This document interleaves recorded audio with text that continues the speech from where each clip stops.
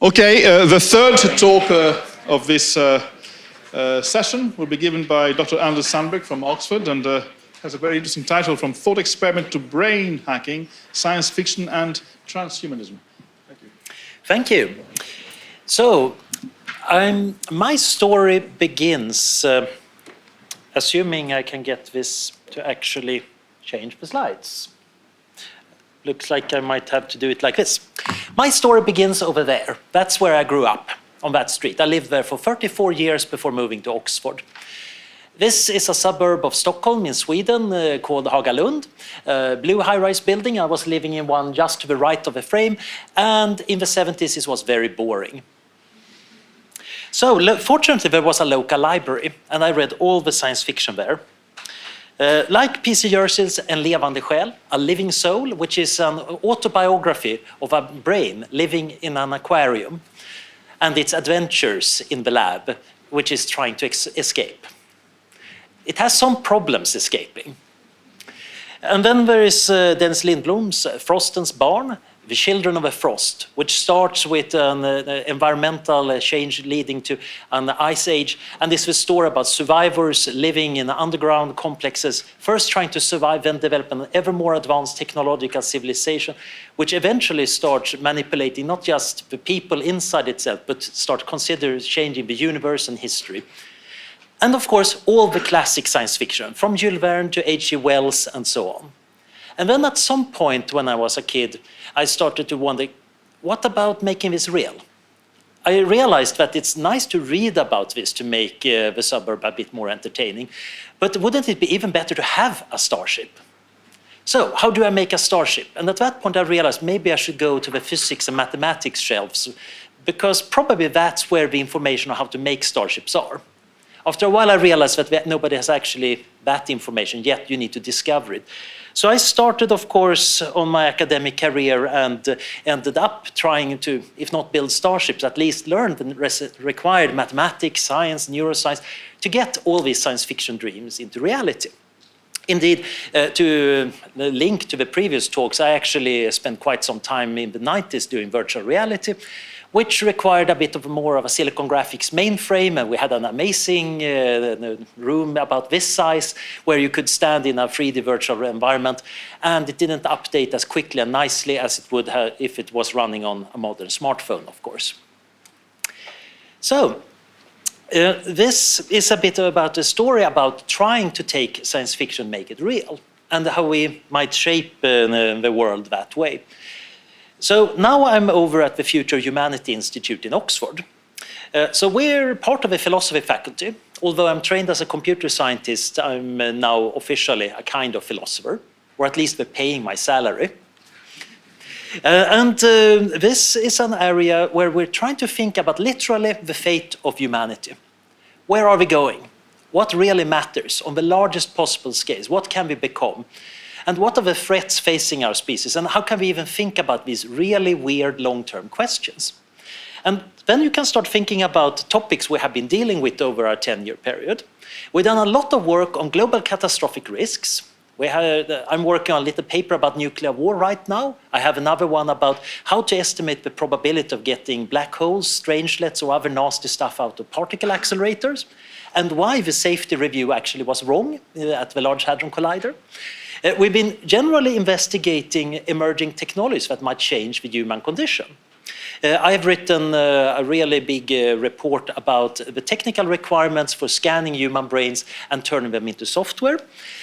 Our director, Nick Bostrom, is partially famous for a paper that concludes that it's actually rather likely that we might be in a simulation right now. This might be the Matrix. Or that we're likely to die out, or that for some weird reason no advanced civilization will ever try to run a history simulation. All three conclusions are rather weird. And like any good philosophy paper, you're stuck having to accept at least one weird conclusion. And then, of course, he's gone on to write a really interesting book, which is also the basis for a lot of our research, about superintelligence and why making really smart artificial intelligences carelessly might be a very, very bad idea, and why we ought to start rather soon to make sure that we're actually safe and beneficial. And another of our colleagues, Eric Drexler, he's somewhat known as the father of nanotechnology, and he's been working now on demonstrating how to actually build molecular machines and go beyond the current state of art. So this is our everyday work. And I think many of you would say this sounds like it's all science fiction, which is, of course, making me very happy. I actually got my wish from my childhood. I'm now living the exciting life. I actually have a boss who is annoyed that I'm here rather than sitting writing about alien intelligence. Imagine that. So this talk is going to be a little bit about the links between what I would say is actually very serious research. I think this is worth taking very seriously and from various angles, and science fiction, and what that might tell us about where we might want to go in the future of humanity. So, like any Oxford scholar, I will of course immediately go back to the library and start bringing up old bearded men. So this is an interesting character who is not as well known as he ought to be, Nikolai Fyodorovich Fyodorov. So he was a librarian by profession, and he was working at a princely library in Moscow in the 19th century. And he came up with an ideology that he called cosmism. The idea started out by thinking about the world and noticing it's not as good as it could be. There is a lot of war and starvation and bad things happening. We really ought to do something good. We really ought to get all of humanity united with a project that makes the world better. What could such a project be? What is the one thing everybody, regardless of religion or ideology, would agree is a good thing? Immortality, of course. Total defeat of death. That's obviously what all religion and the sensible people would be aiming for. Of course, we need to start warming up a little bit. Maybe we should learn to control the weather before that so we get rid of famine. But obviously, the long-term aim ought to be for us to unite as one big, great family.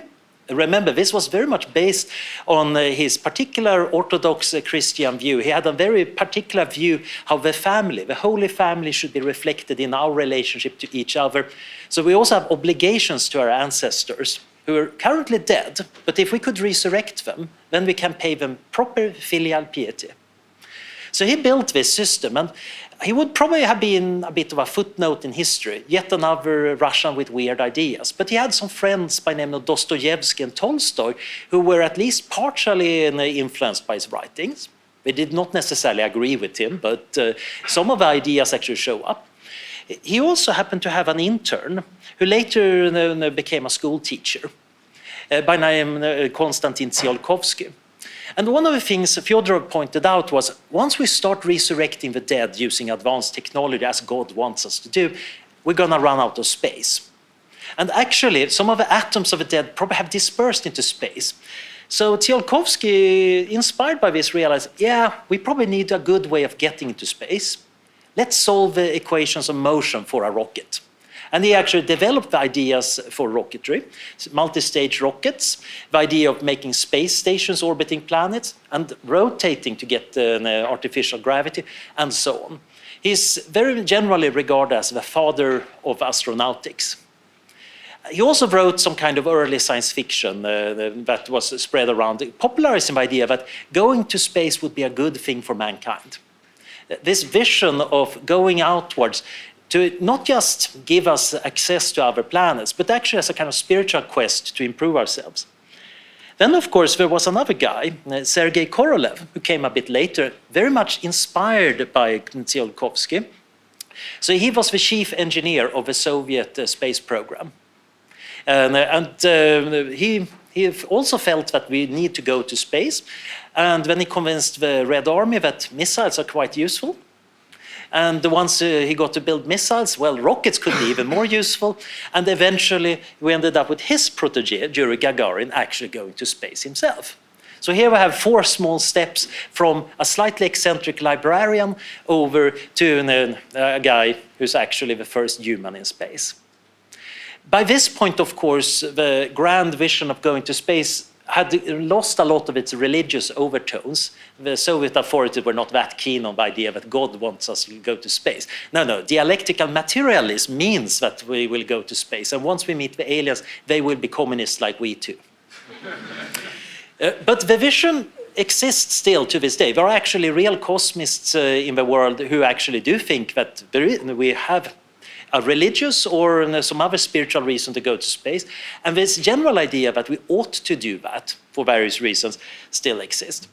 The space race might have been a bit of a flop in a sense that the US and Soviet Union spent a lot of resources on that and then didn't go any further.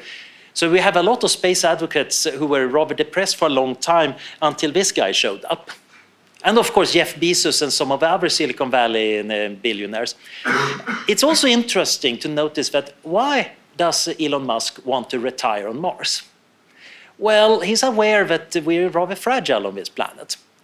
Actually, saving us from existential risk is a pretty good reason to make a multiplanetary civilization.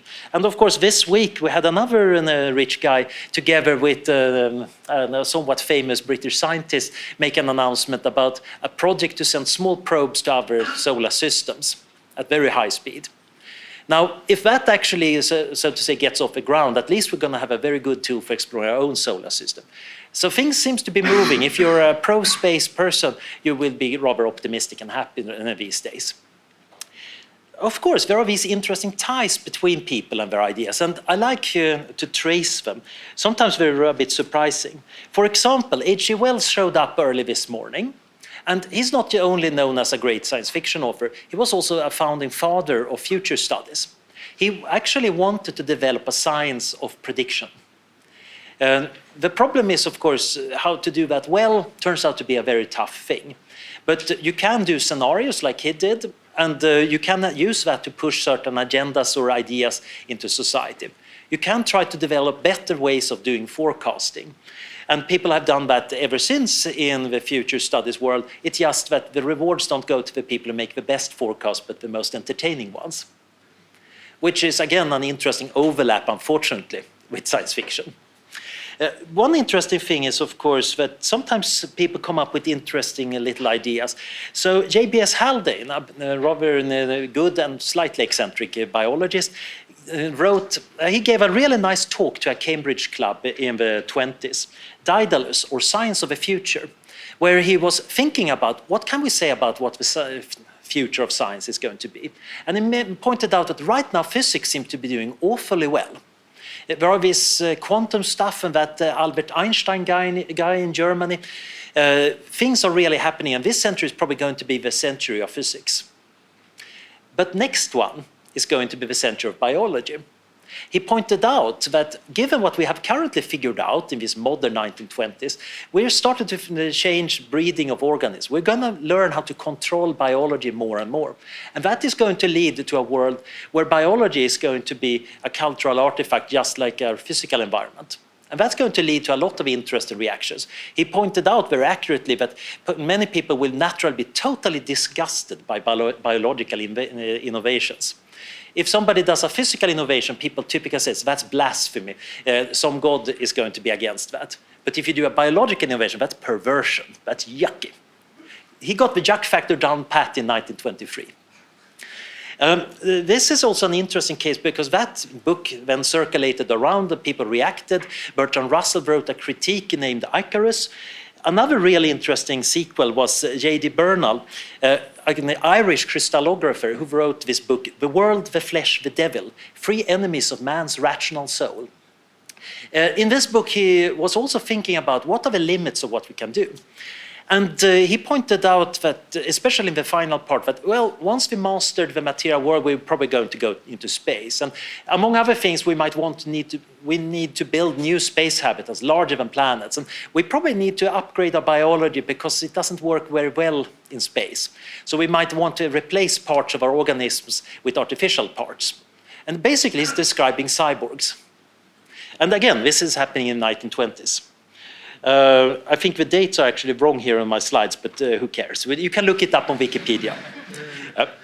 And then, of course, we got Olaf Stapledon, a science fiction author who wrote Star Maker.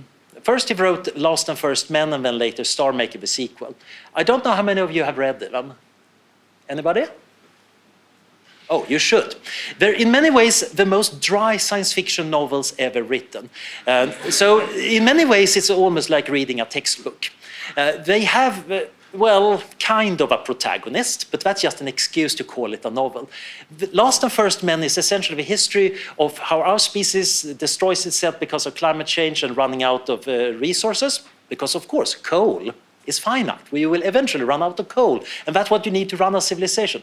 But don't worry, in a few million years, some of the descendants turn into a second human species that go extinct for completely different reasons. And then it continues, species by species, our descendants, literally billions of years into the future. By that point, Earth is long gone. The descendants are living in a super civilization of Neptune, which is about to end because of a physics disaster. And then Starmaker kind of broadens the scope. He actually refers to all of his history on half of a page somewhere in the middle of the novel, because he has got bigger ideas. This is about the history of intelligence in the universe, how it modifies the universe, takes control over matter, and eventually causes the universe to become, to some extent, a conscious being. Essentially, you have a sequence of societies coming together into planetary minds, and then to galactic minds, then to universal minds, trying to make a cosmos that is perfect. You have stories about different species and how they meet their end or how they succeed. It's enormously grand. It's fantastic. And as Arthur C. Clarke said, whenever I'm out of ideas, I just steal something from Stapledon. And this has actually been going on for a very long time. If you look at the stuff that's gone on in this environment, Freeman Dyson in the 60s analyzed the problem of energy usage for humanity and realized that, yeah, in a few hundred years, we are going to need all the energy output of the sun. Can we get it? And he suggested the Dyson shell, a sphere surrounding the sun, collecting it. And he acknowledges that actually the idea can be found already in Stapledon. Bernal had these ideas about uploading ourselves into machine and eventually becoming some form of electromagnetic radiation. And of course, today we have CRISPR and other technology that allow us to realize the century of biology. The cyborgization is also something that showed up in the 60s. Manfred Clynes, a rather interesting theorist, suggested this as the logical outcome of space exploration. Thinking of astronauts as a human inside a suit, inside a spacecraft is kind of a stupid thing. It's a combined system, a cybernetic organism where the parts belong together. And this overall vision, of course, that, yeah, there is some evolutionary progression, and some parts of that might be very technologically controlled, have become very much part of much contemporary thinking. And this is, of course, where we get over to issues of transhumanism. So basically, our evolution really began about a few million years ago when we branched off from our closest relatives, the chimpanzees. And unless you're a neuroscientist, you can't really tell the brains apart very well, especially since now we're scaled a bit so they have the same size. That's kind of cheating of me, but most of you can't tell them apart very well. But this slight difference had enormous effects. So our ancestors lived just like the chimps today, more or less, in a forest, hunting and gathering, avoiding predators, and that was about it. Except that the forest species are getting much smaller. The predators have all disappeared. The strange metal birds in the fly, and those weird hairless apes with these bang rods are all around. And the fate of chimpanzeedom is totally in the hands of us humans. We can decide whether to save them or allow them to go extinct, or put them in zoos.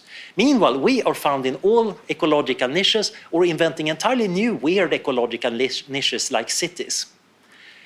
And the difference is a pretty small difference in intelligence. All the parts in a chimp brain can be found in my brain. And I don't think I have any special parts that are unique to us humans that aren't found in chimps. It's just a slight difference in working memory, ability to communicate, ability to modularize our thinking. And that has this enormous effect. The downside is, of course, that we can realize that, oh, we're mortal. The oldest human epic, the Epic of Gilgamesh, is at least half about how King Gilgamesh realizes that he's mortal, he's going to die, and he doesn't like that, so he wants to find the herb of immortality. So then he sets out on the classic quest to get it, and of course, in the end, it turns out that a snake steals it, and he can't get immortal. But sorry for the spoiler, but I think it's been out for a few thousand years now. This is, of course, the great tragedy of being an intelligent being. We realize that the world is not quite as good as we would like to. Sometimes it's downright tragic. And we're good at changing some things. Why couldn't we change things like mortality. And this has, of course, been going on for a long time. We have been considering how we could change our nature. The ancient Greeks had the stories about Daedalus, hence the title of Haldane's essay, who actually invented these wings for his son Icarus. And since Icarus didn't listen to the first in-flight safety announcement, please do not fly too close to the sun, he fell into the ocean and died. But Daedalus got away with it. He's kind of the first of the Greek heroes who actually challenged the god and completely gets away with it all. According to the story, he was eventually assassinated by King Minos' agents, but not by a lightning bolt from the sky, just because he was bad at courtly politics. And then you get to the Renaissance, where you have people like Pico della Mirandola, who suggest that, yeah, we humans have been given a really amazing power by God. Animals might be able to swim underwater or fly or be really fierce predators like lions, but we humans can change our nature. And that is kind of the basis for our human dignity. It's up to us to decide whether we become like animals or like angels. This is the foundation of modern humanism. And I think it's also a kind of crucial idea that being able to change ourselves is essential.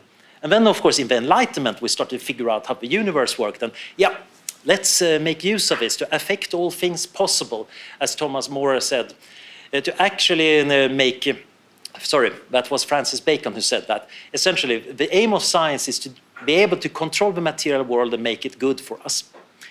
And then this led, of course, to the Industrial Revolution and a worldview which was mostly mechanistic outside. We didn't know enough about our own biology to do anything useful about it.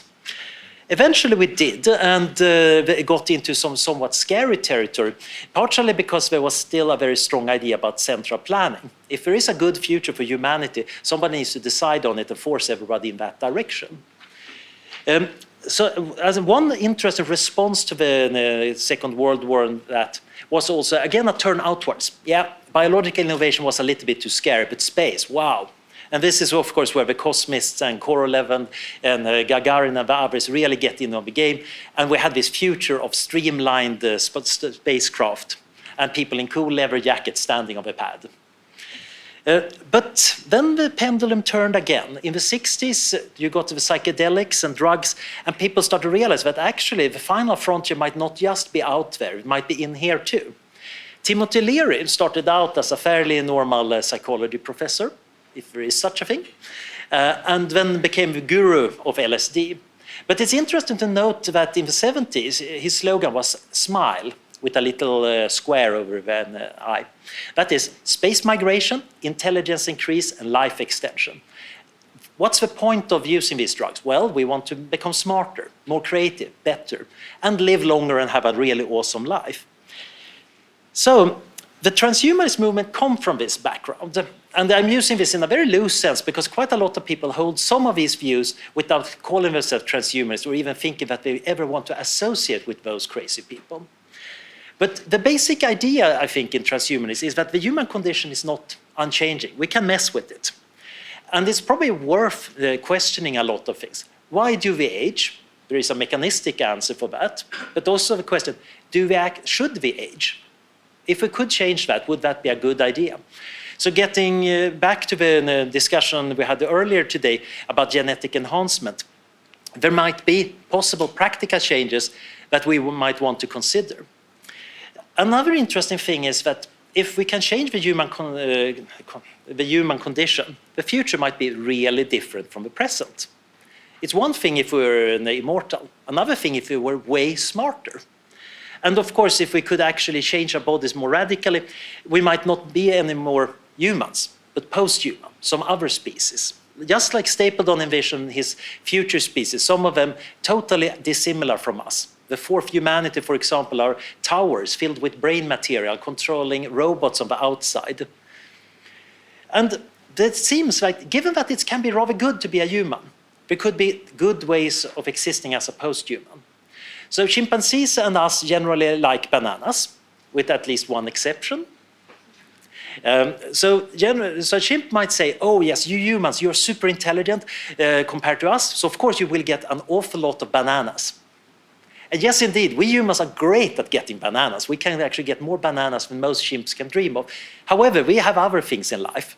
sport, religion, philosophy, lectures, money. And some of them, at least, are really rewarding. And chimps will never understand why great art or great entertainment is so good, because they don't have the brains to understand it. It could similarly be that, yeah, once we enhance our brains enough, there might be other things which are even better. And we cannot even fathom them because we can't even understand what they are. So getting back to that kind of Wells versus Jules Verne battle, I think the transhumanist position is a bit of both. The human condition is a bit of a problem. There's some really bad things about the disease, ignorance and death, and we ought to fix it as soon as possible. And we might be getting to the point where some of that might be doable. So I'm not going to get in too much into all the interesting things you can do. I'm happy to lecture a lot more about it. There are YouTube videos of me getting into, in particular, my special area of cognitive enhancement. But we're getting more and more tools to actually modify ourselves. Some of them we don't even recognize as a tool, like education. But it's actually a tool for increasing intelligence, problem-solving ability, and some other things. Other methods like meditation, memory techniques have been done for extremely long time, and they're fairly uncontroversial, unless you try to use your memorization technique to win at blackjack in Las Vegas, of course. Others, like drugs, are totally uncontroversial when it's a morning cup of tea. But if I take a modafinil, then people get a bit worried. What about the smart drugs? What about the competitive abilities I get from taking a smart drug? It's interesting to notice that people rarely complain about some students drinking coffee. Because again, we haven't made up our minds really about what constitutes the proper forms of enhancement. And then of course we get to the interesting issues like genetic engineering. What if I could do a bit of gene therapy to improve my intelligence or longevity? Or make some of my nerve cells life sensitive so we can beam energy or signals and information into them using an optical fiber. And of course, a lot of people are also experimenting with implants and other things for other reasons. So, for example, the Australian performance artist Stellark, he's happily suspending himself through hooks through his skin with his third arm under a bridge. He's doing it for art. If I were to try to propose this as a research project, I don't think the ethics board would approve. But as art goes, it's pretty great. Well, your taste might vary, but there are interesting forms of art that involves modifying yourself. Others do it for existential reasons, like the lizard man up there. Essentially, he started out because he read Wittgenstein talking about how we see a family resemblance between us and other people. And he got interested, what if I change the family resemblance, like becoming a lizard? So now he's a professional freak, and also his autobiography is quite interesting. To the left of him, you find a guy he's pretty well known actually, he's colorblind in his eyes, but he's got this little antenna that converts color into sound. And once you do that long enough, you start to recognize colors by the sound they make. And you can, of course, play a little melody by having a suitable tie and so on. So Neil Harbison, that's his name. He's done quite a lot of interesting TED Talks about this. We're also seeing that advertisers really like the cyborg athletes. And so before Pistorius' home life caused a bit of trouble, he was very popular in the advertising business, which tells you something very interesting. In the past, you would never ever have Nike or others to have a handicap athlete in an advertisement. We generally tend to avoid people who are not fully functional. But once you get carbon fiber legs, you become very cool.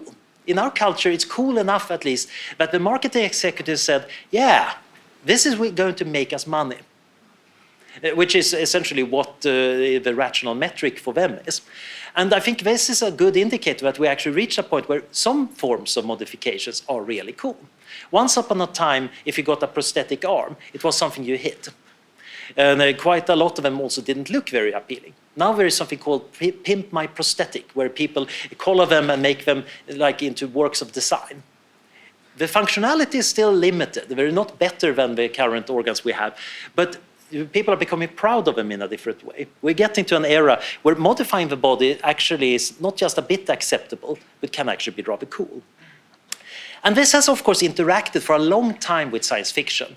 So this is very much a give or take. Here are some of my favorite science fiction books. And in many cases, of course, these ideas originated in science fiction. Then people grew up reading them and wanted to become scientists and engineers. And in some cases, they could make them real. And science fiction authors, who are quite often also scientists and engineers, or at least started out like that before they found fame and success. Some of them can at least live on writing. Then they borrow good ideas they find there and take them to the next step. You're allowed to experiment much more if you're doing it as fiction than if you're trying to tell it to the ethics board that you really want to do this. So thinking about the transhumanist movement in a loose sense, what is going on here? Well, I think transhumanism is really about taking a radical future seriously. And that means not just hoping for a future, but anticipating it.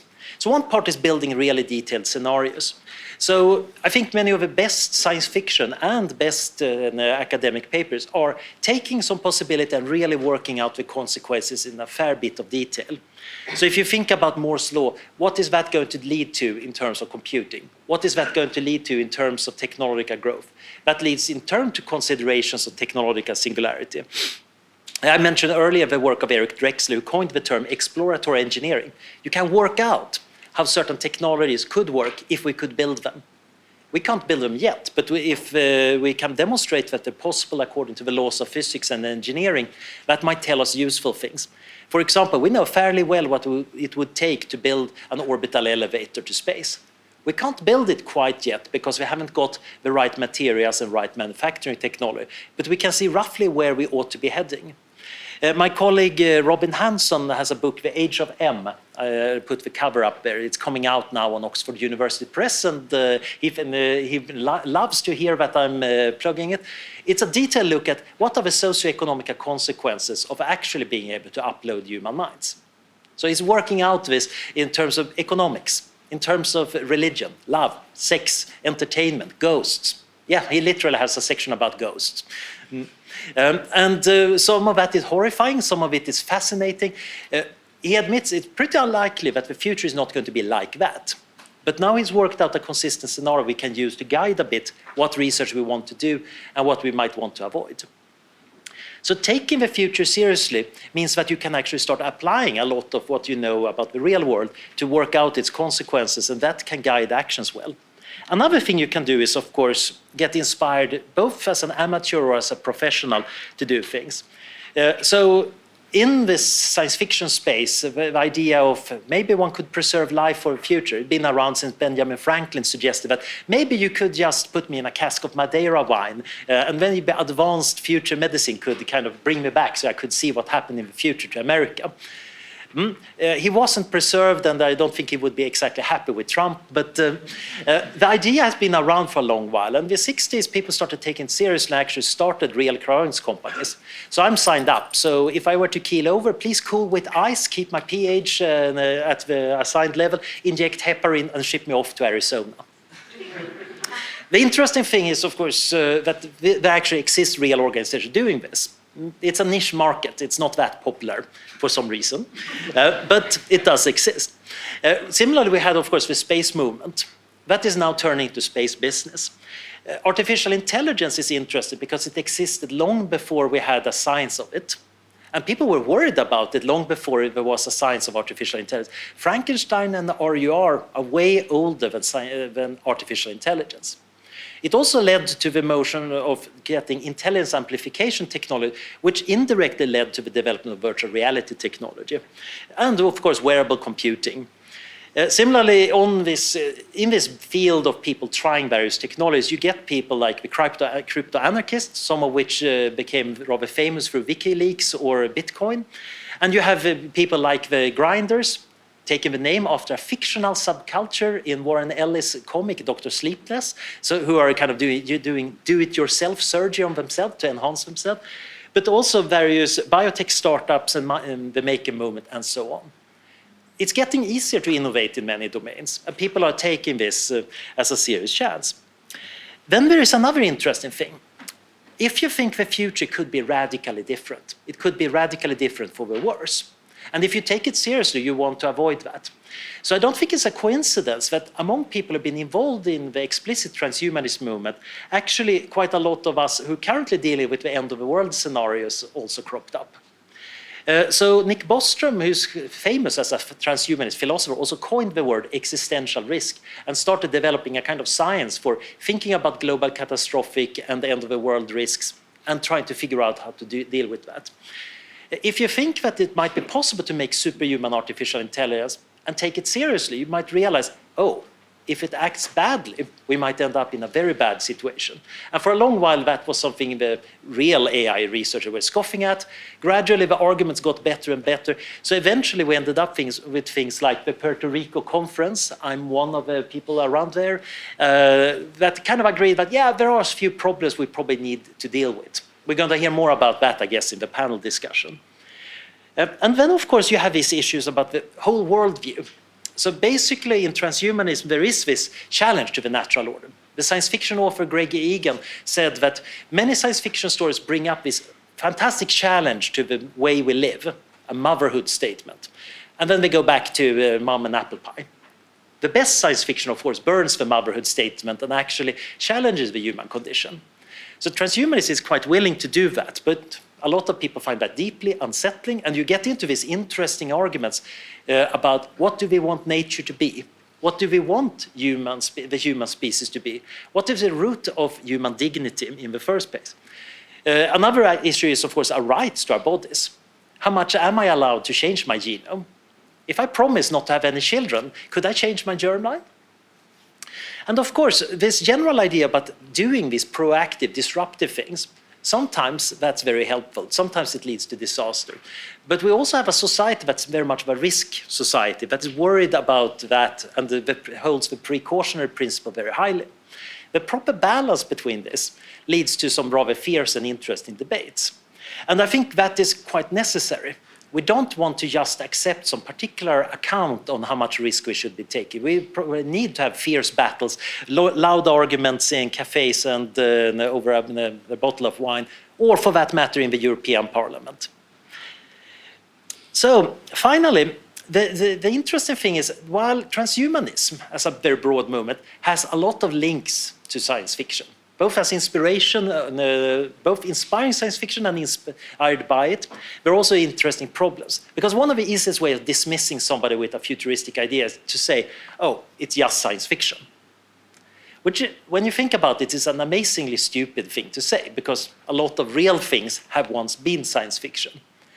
What you actually try to say with that expression is, of course, yeah, you have been inspired by fiction, it will remain fiction. But that's something very different. You can make fictional things real. The problem is, of course, also that sometimes people tend to assume that science fiction stories are good guides to thinking about these questions.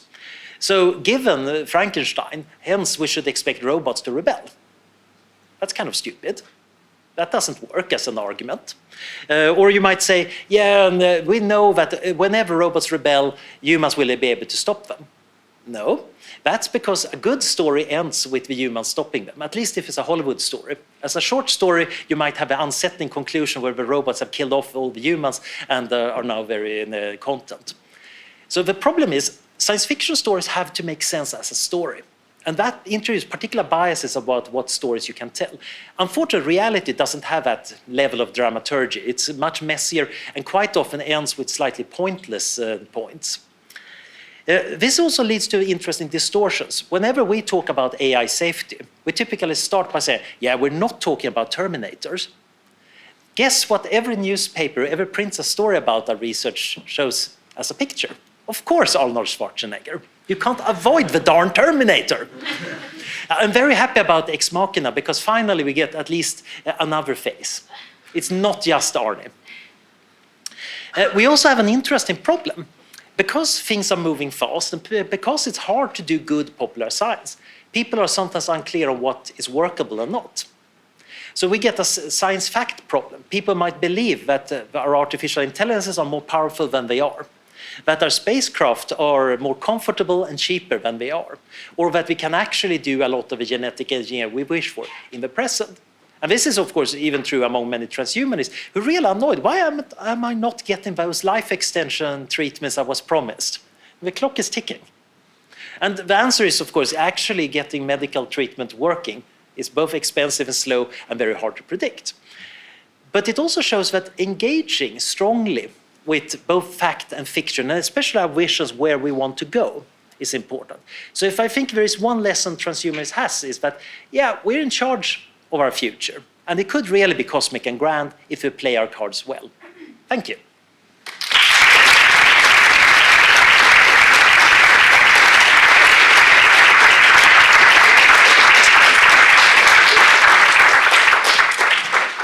Thank you very much, David. Spellbinding talk. So there must be some questions now, not in the future. Yes? Shout. Yeah, sure. So I'm actually going to go back to one of the first things you talked about, which was the interest of humans in looking for immortality, because our brains have figured out that we are finite, as in our lifespan is finite, and so we're less interested in getting bananas in the day and present, and suddenly we've got a lot more interest in securing our future beyond what would be considered a normal lifespan. And I myself very interested in becoming immortal, as they say. However, with anyone you've had a discussion like this with, the first thing they're going to say is, but if we all become immortal, we have a huge problem on our hands, because suddenly our bodies aren't going to conveniently kill us off when they've stopped functioning, because we won't stop functioning. So we're either going to fill the planet, or someone's going to have to kill somebody else. Or even perhaps even more disturbingly, we're going to have to do the job of killing ourselves off so that we don't all starve. So doesn't this completely miss the point of immortality? Well, I think what we're seeing here is a bit like doing a first order, second order, third order correction. It's a bit like if I proposed to improve my memory, the first intuitive idea would be I should remember everything I experience. And when you start thinking about it and realize, actually, that's not what a good memory is like. You want to forget the irrelevant information, retain the relevant information well. So you need to correct this, and you need to nuance this quite a lot. So thinking about immortality in this way, already the ancient Greek had a story about it, the story of Titonus, the lover of Eos, the goddess of the dawn. And she asked the gods to grant immortality to her lover, and she forgot to ask for eternal youth. So he was immortal, but he got older and older. Eventually he turned into a cricket, which is why crickets are kind of singing near the dawn. Now, that is kind of a second order correction. Yeah, we want to live for a long time, but we want our bodies to function well. Then you point out things like overpopulation. Okay, we need obviously to either make sure that we don't have too many children, or that we expand our habitat and so on. So again, you do these corrections. And quite often then I think many of these scenarios do not necessarily become that disastrous. There is this idea about sleepwalking, that nobody will ever notice this totally obvious problem with the scenario.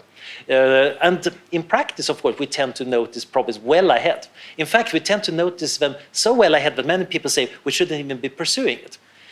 Which is why some people seriously felt we shouldn't be trying for antibiotics because we get overpopulation.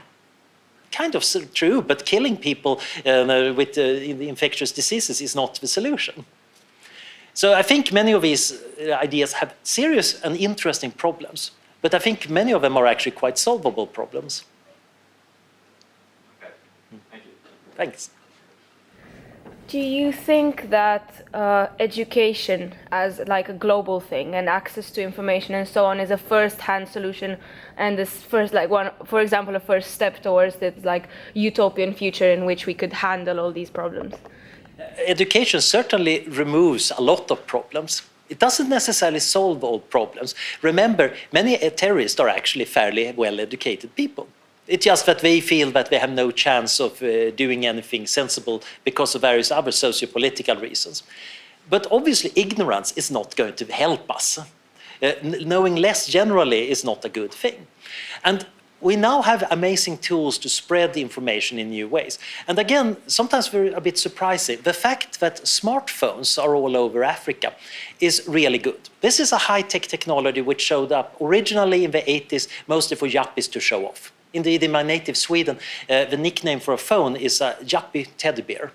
because they're always tending the little teddy bears. These days, of course, a real yuppie will not have one because you need to talk to his secretary. But the cool thing is this piece of super advanced technology, and it's really cutting edge, is also mass produced and hence cheap enough that you can distribute in Africa. Still not widely enough, we still need to work on it. And it's being used, for example, for banking applications, which has enormously good effect on getting people out of poverty. So the cool thing here is that technologies can sometimes come in sideways and help us achieve our ends. But just education is not going to change the human condition. The humanistic vision is, of course, with enough education, we're going to be better off. And that's a great start, and I'm all in favor of it. But I think we can do much more. Now we've got a whole host here. Okay. So I think the first hand I saw is this one.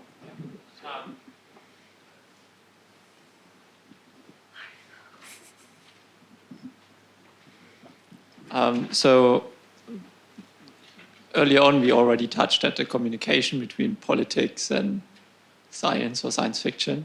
So, and you said often you hear, oh, that's just science fiction. So what is the, how often do you get approached by politics to evaluate a certain risk? Do they all say, well, that's by far too long time scale, or, yeah?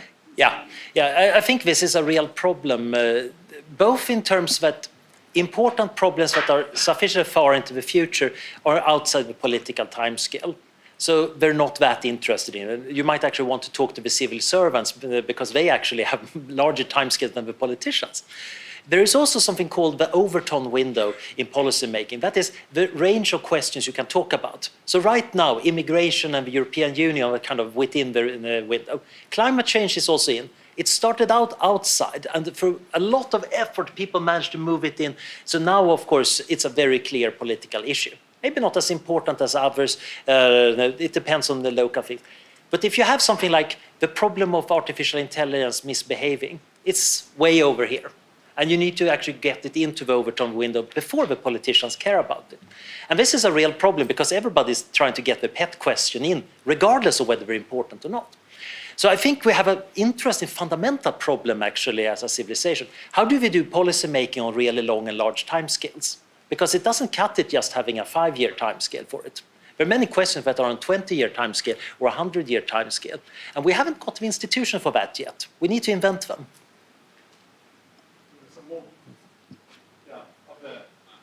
Yes, I'd like to ask you, so clearly it's evident that the human condition is changing, right?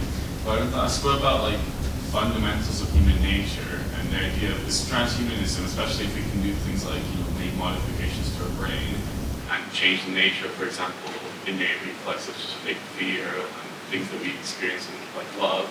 At what point do we essentially stop being human and move on to being something different? And in some sense, do you think it's worth preserving humanity in some sense and using this technology to enhance us, or actually suppressing these things if we find it beneficial in the future? I think in general it's a great thing to have a lot of diversity and always have a backup copy. As a computer nerd, I recognize this through harsh experience. So I'm very much in favor of there being Amish people who don't want high tech. And I hope that in a post-human future, they're going to be kind of post-human Amish people who just live in a normal information era civilization. Because if something goes really badly with the post-humans, then they can at least restart. We want to actually encourage the more diversity. What does us make us really human? I think Mirandola was onto something. Our ability to change ourselves is very crucial. And in philosophy, people talk quite a lot about human dignity, and especially about moral agency.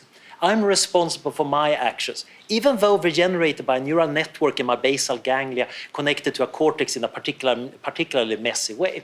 If I were to change how that functioned too much, I might actually be a different kind of moral entity. The most obvious thing is that if I broke my ability to change my mind, I would not really be human. I would be something robotic. But you could imagine maybe enhancement that allowed you to think in ways which are totally impossible for us today.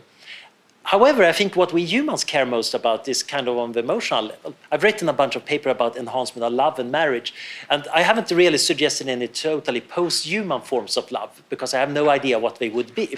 But I'm rather hopeful that people will eventually try to experiment with that.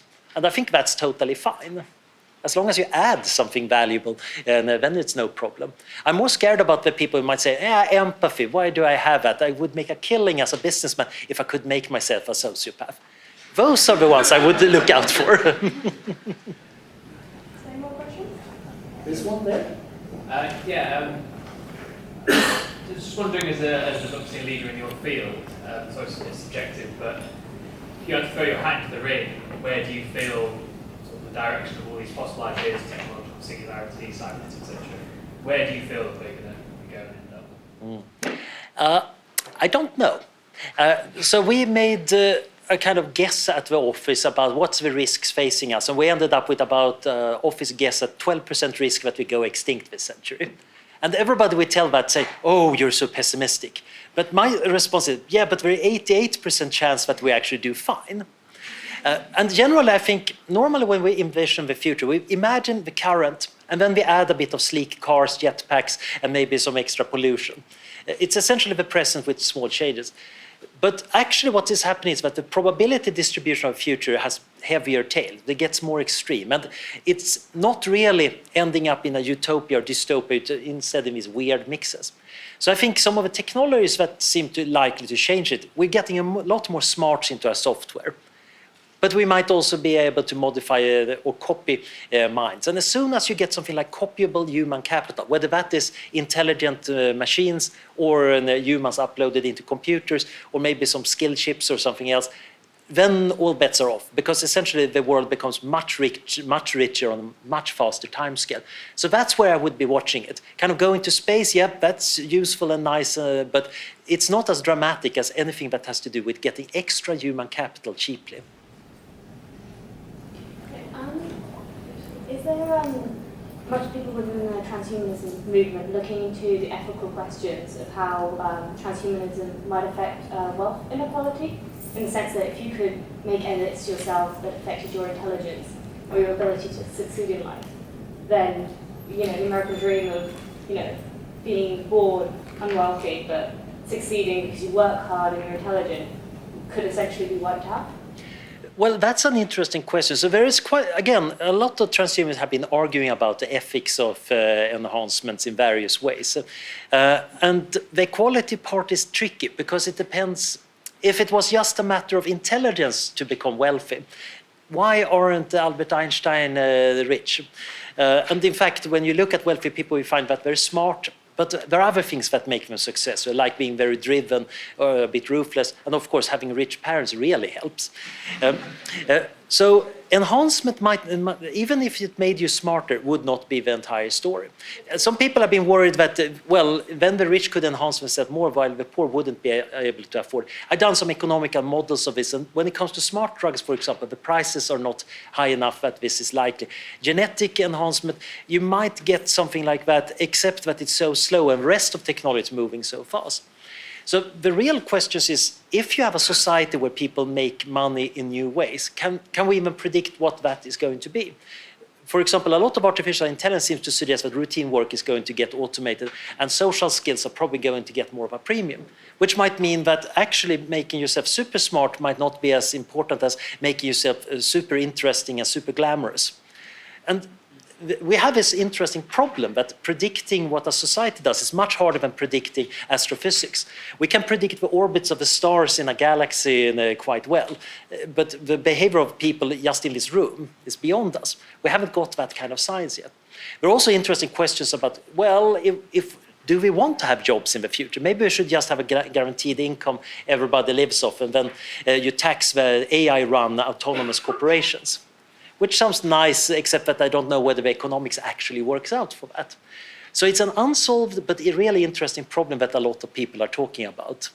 Sorry, I haven't got a simple good answer. I guess this is kind of going back to...